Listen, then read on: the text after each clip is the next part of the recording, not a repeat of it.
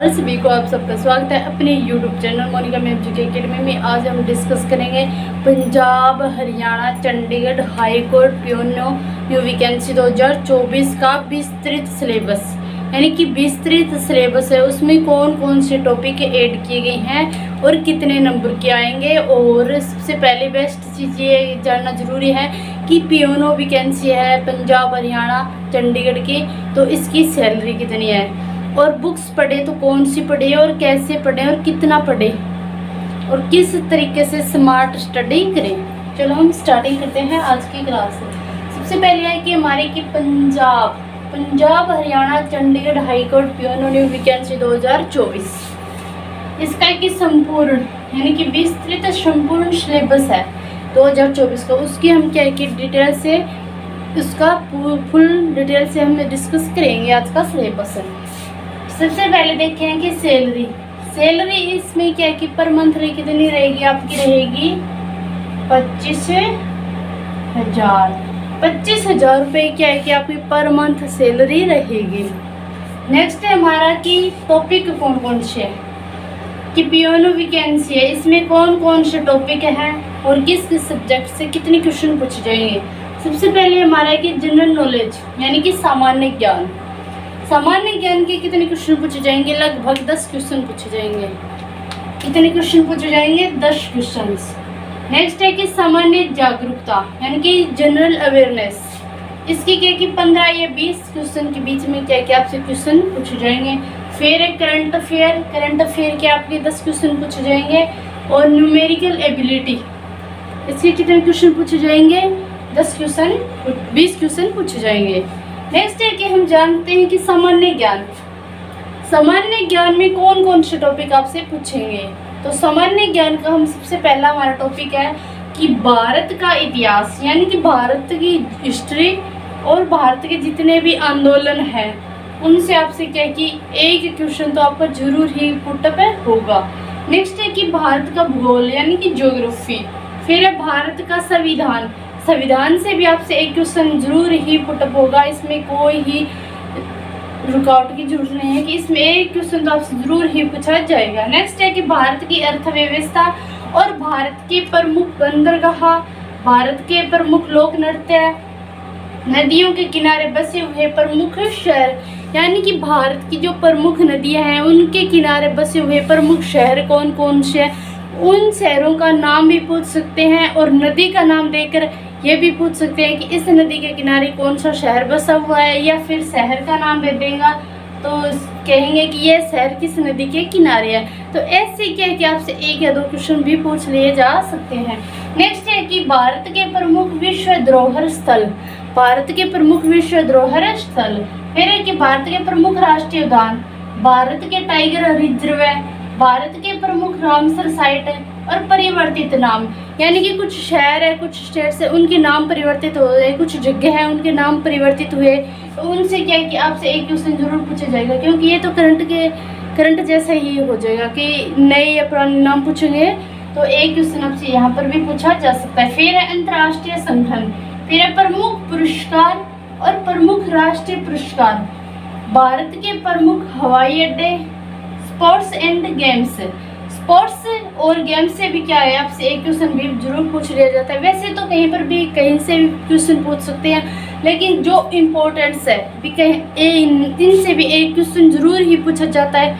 वो टॉपिक्स में आपको बता रही हूँ कि इससे 1-2 क्वेश्चन पूछे जाएंगे। वैसे तो सभी पूरे सिलेबस से भी क्वेश्चन पूछे ही जाएंगे। वो एग्जामिनर पर डिपेंड करता है कि कैसे क्वेश्चन देगा और कैसे क्वेश्चन नहीं देगा। फिर है कि भारत के प्रमुख स्टेडियम, महत्वपूर्ण दिवस और थीम 2022, प्रमुख पुस्तकें और उनके लेखक, भारत के प्रमुख मंदिरों की सूची कि भारत में कितने मंदिर है, कितने प्रमुख मंदिर है, कितने धार्मिक स्थल है। फिर है कि भारत के प्रमुख बांध और राज्य की सूची यानी कि राज्यों की सूची, जैसे कि कितने भी एक राज्य में कितने मुख्यमंत्री है, कितनी बार बन चुका है, उनका कितना कार्यकाल रहा है और इन्होंने कार्यकाल पूर्ण किया है या नहीं किया है, उप मुख्यमंत्री नियुक्ति और राज्यपाल, ये सब चीज़ें क्या क्या आपसे डिटेल में पूछे नहीं जाएगी। फिर बात करते हैं कि कैसे पढ़ें और कितना पढ़ें, और पुस्तक को पढ़ें या फिर भी कोई कोचिंग ले। तो इसमें क्या है कि सबसे पहले मैं बताती हूँ कि आपको पुस्तक पढ़ें या कोचिंग करें। इसके लिए क्या है कि आपको जो टॉपिक समझ में ना आए तो यूट्यूब पर बहुत सी फ्री क्लासें हैं, आप उनसे जो टॉपिक नहीं समझ में आए तो फ्री क्लासों से आप अपना टॉपिक कवर कर सकते हो। और पुस्तक, अगर आप बुक पढ़ रहे हो तो कोई सी भी बुक ले लो, एक बुक ले लो, चाहे आप आरबीडी ले लो, फर्स्ट रैंक ले लो, या कोटिलक पीआरपी ले लो, पीआरपी कोई सी भी बुक ले लो। उसमें से क्या है कि 85+ आपका सिलेबस है, बुक कवर होगा, भले ही कौन सी बुक हो। एक ही बुक लेनी है और एक ही बुक को क्या है कि बार बार पढ़ना है। अगर जो टॉपिक समझ में ना आए ना तो वो यूट्यूब पर, अगर आप कोर्स नहीं खरीद रहे तो क्या है कि फ्री क्लासें बहुत ज़्यादा है, आप उनको देख कर अपना टॉपिक कवर कर सकते हो। फिर है कि कितना पढ़ें, कितना क्या पढ़ें कि सबसे पहले आप प्रीवियस ईयर क्वेश्चन उठाइए, उन क्वेश्चनों को देखिए भी कहाँ से कैसे क्वेश्चन पूछे गए हैं, उसी के आधार पर क्या है कि आप अपने स्टडी को जारी रखें। कितना भी कैसे पढ़ें, किस टॉपिक से कितने क्वेश्चन पूछे गए हैं, तो उस टॉपिक को बहुत ज़्यादा गहराई से पढ़ो और अच्छे ढंग से समझो। फिर है कि कैसे पढ़ें भी, कैसे पढ़ें, पुस्तक भी है और फ्री क्लासें भी आपके पास है, यूट्यूब पे बहुत ज़्यादा अवेलेबल है। तो कैसे पढ़ें, सबसे पहले है कि अगर आप पुस्तक पढ़ रहे हैं तो कुछ भी समझ में नहीं आ रहा है, कुछ भी समझ में नहीं आ रहा है कि बंदरगाह क्या है, रामसर साइट क्या है, कि भारत का भूगोल क्या है, हिस्ट्री क्या है, आंदोलन क्या है, कुछ भी समझ में नहीं आ रहा है तो क्या है कि सबसे पहले आप एक टॉपिक उठा लो, उस टॉपिक को पूरा रीड कर दो। यानी कि उस टॉपिक को बिल्कुल भी समझ में नहीं आ रहा तो भी क्या है कि पूरा पढ़ दो। पूरा पढ़ने के बाद फिर उसको दोबारा पढ़ो। दोबारा पढ़ोगे ना, पहली बार आप जल्दी जल्दी रीड मार दो, कोई ज़रूर नहीं है एक एक चीज़ को टिक मार करो, लेकिन तब क्या है कि थोड़ा मोटा आपको कुछ समझ में आएगा कि भाई हाँ इस टॉपिक में ये चीज़ें दी गई है और ये चीज़ें अच्छी है और ये चीज़ें अच्छी नहीं है। दूसरी बार जब आप पढ़ो तो आप अपने पास एक पेंसिल रखो, उससे क्या है कि ऐसे टिक मार कर दो जो इम्पोर्टेंट चीज़ें हैं। ये कर दिया, फिर आपने दोबारा रीड किया, फिर एक बार थोड़ा थोड़ा मोटा मोटा दोबारा रीड, फिर तीसरी बार आप करो। तीसरी बार करोगे तो आपके सामने क्या है कि एक नोट्स की तरह है, और प्रत्येक टिक मारी की हुई चीज़ें आपके सामने आएगी और जितना आपको समझ में आना होगा वो चीज़ें समझ में आ जाएगी। और अगर जो चीज़ समझ में नहीं आई तो वो यूट्यूब पर आप क्या है कि बहुत सारी क्लासें हैं, वो फ्री में अवेलेबल है, तो आप वहाँ से जाकर आपके क्या है कि शॉर्ट नोट्स बनाना स्टार्टिंग करो। शॉर्ट नोट्स के ज़रिए क्या है कि अभी तो टाइम लगेगा, लेकिन जब एग्ज़ाम होगा ना तब आपको क्या है कि सिर्फ ओनली बुक उठाने की ज़रूरत ही नहीं पड़ेगी ज़्यादा। तो पहले तो आप क्या है कि टिक मार की हुई चीज़ें सीधी आप आंखों मार कर निकाल लेना, और फिर क्या है कि आपके शॉर्ट नोट्स देखे जाना, और फिर एग्ज़ाम में देख बैठोगे तो आपकी एक एक चीज़ पढ़ी हुई जो क्वेश्चन में पूछी गई है तो वो आपको प्रत्येक चीज़ याद रहेगी। ऐसे नहीं है कि आपने यूट्यूब पे बहुत सारी क्लासें देख ली, क्लासें देखते जा रहे हो, बुक पढ़ रहे हो नहीं, एक बार पढ़ ली, दो बार पढ़ ली, ऐसे मत पढ़ो। पहले पूरी बुक जो टॉपिक है उसको रीड मार दो, दूसरी बार जब पढ़ो तो उसमें जो इम्पोर्टेंट चीज़ें लिखे आप पेंसिल रखो या चाहे पेन रखो, उससे क्या कि अंडरलाइन करते जाओ।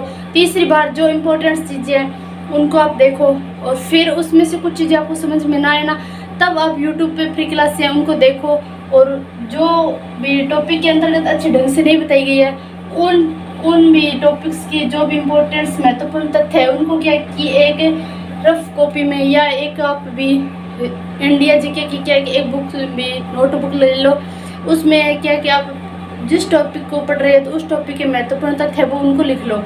फिर जब भी आप एग्जाम दोगे तो आपको कोई ही कठिनाई नहीं देखनी पड़ेगी। ऐसे ही क्या है कि अगर आप करंट अफेयर तैयार करना है, सामान्य करंट अफेयर करना है, तो करंट अफेयर के लिए क्या है कि आप डेली 1-1.5 घंटे ना टाइम बर्बाद करके सिर्फ ओनली क्या है कि आप वीकली या मंथली क्या है कि आप एक बुक्स खरीद लो करंट अफेयर की, क्या है कि आप एक बुक खरीद लो और उस बुक को क्या है जल्दी जल्दी रीड मारो, क्योंकि जितना आप 1-1.5 घंटे हर रोज़ ख़राब करोगे इससे अच्छा है कि आप एक ही आधी घंटा उस एक बुक को रीड मार दो।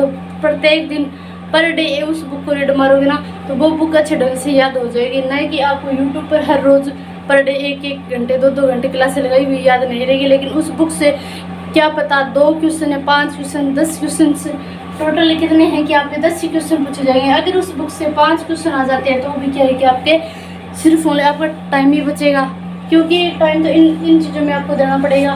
न्यूमेरिकल एबिलिटी है सबसे ये चीज़ें आप करो। तो फिर है न्यूमेरिकल एबिलिटी। न्यूमेरिकल एबिलिटी के लिए क्या है कि आप प्रीवियस ईयर क्वेश्चन है, आप पीओनों की वैकेंसी देखो कि इसमें पीछे क्या क्या पूछा गया है, या फिर अदर स्टेट वाले भी कोई भी कहीं पर भी पीओनों की वैकेंसी आई है और उसमें न्यूमेरिकल एबिलिटी के जो भी क्वेश्चन पूछे गए आप उनको उठाकर उनको भी आप सोल्व करो, और इसी के आधार पर क्या कि आप अपना पूरा सिलेबस कवर करो। चलो वीडियो कैसी लगी, अच्छी लगी हो तो वीडियो को ज़्यादा से ज़्यादा शेयर करना, लाइक करना और कमेंट करना, और चैनल पर अपने हो तो चैनल को सब्सक्राइब करना और बेल आइकन को प्रेस जरूर करना। सभी को राधा स्वामी, सभी को धन्यवाद।